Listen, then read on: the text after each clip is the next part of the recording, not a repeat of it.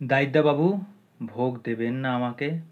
আশা করি এই লাইনটা শোনার পর আপনাদের সকলের সানডে সাসপেন্সের কথাটা মনে পড়ে যাচ্ছে আমার মতো। কি, আমি কি সত্যি বললাম? যদি সত্যি হয়ে থাকি তাহলে কিন্তু কমেন্ট বক্সে অবশ্যই জানাবেন। নমস্কার, আমি প্রত্যয়, নতুন ভিডিওতে আপনাদের সকলকে স্বাগত। তো এখন কথা বলবো বহু প্রতীক্ষিত কাজ হইচইয়ের ভোগ, যেটা টিজারটা কিছুক্ষণ আগে ড্রপ আউট করা হয়, তা আমি দেখলাম, তো কেমন লাগলো। ভোগ এই কাজটা নিয়ে কিন্তু আমার একটু হলেও সংশয় আছে। সংশয়ের জায়গাটা আমি বলে দিচ্ছি।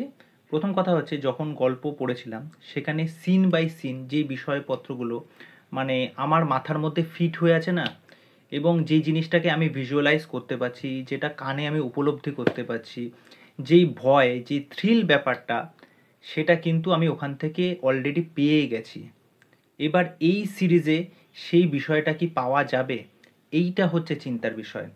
দেখুন, এখানে পার্নো মিত্র যখন ডায়লগটা দিচ্ছে, দাদাবাবু ভোগ দেবেন না, সেই বলার মধ্যে না অতটা থ্রিল পাওয়া যাচ্ছে না, যেটা কিন্তু ওই অডিওতে ওই ফিমেল ভয়েস, আমার নামটা এখন ঠিক মনে পড়ছে না, সেটা কিন্তু সেই থ্রিল মোমেন্টটা প্রোভাইড করতে পেরেছিল। আমি জানি পার্নো একজন ভালো অভিনেত্রী, যেখানে ডাইরেক্টর পরমব্রত রয়েছে। আর অনির্বাণের পোর্শনটা যখন আসলো, যখন অনির্বাণ যখন বলল মায়ের ভোগ নিয়ে কথাটা যখন বলছে, ওই জায়গায় আপনি শুধু অনির্বাণের এক্সপ্রেশনটা দেখুন। আমি এটা বিশ্বাস রেখে বলতে পারি, অনির্বাণ একজন জাত অভিনেতা। সে এই কাজটাকে কিন্তু পুঙ্খানুপুঙ্খভাবে ডেলিভার করার চেষ্টা করবে, আর আমি তার কাজটা দেখার জন্য কিন্তু অত্যন্ত আগ্রহী হয়ে আছি। টিজারটা দেখুন, 1 মিনিট রেখেছে।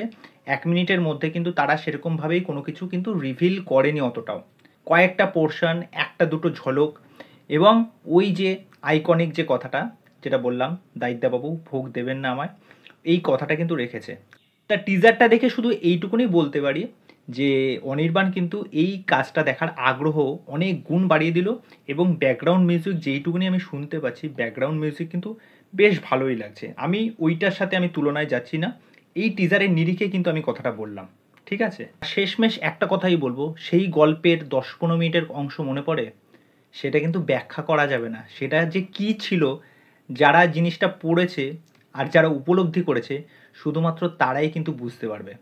এবার দেখা যাক এই কাজটা সিরিজে কিভাবে ঠিকঠাকভাবে নিয়ে আসে। আমি চাই সিরিজটা খুব ভালো হোক।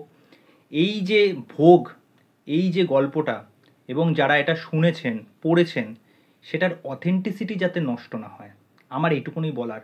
তো ওভারঅল টিজারটা ভালোই লাগছে, শুধুমাত্র এইটুকুনি চিন্তা, পার্নো মিত্র কী করবে। তা দেখা যাক, কাজটা আসলে তো আমি অবশ্যই দেখব। আমি যথেষ্ট আশাবাদী কাজটা নিয়ে। তা এই বিষয় নিয়ে আপনাদের কি মতামত, সেটা অবশ্যই আমাকে কমেন্ট করে জানাবেন। চলুন, আজকে এই অবধি, বাই।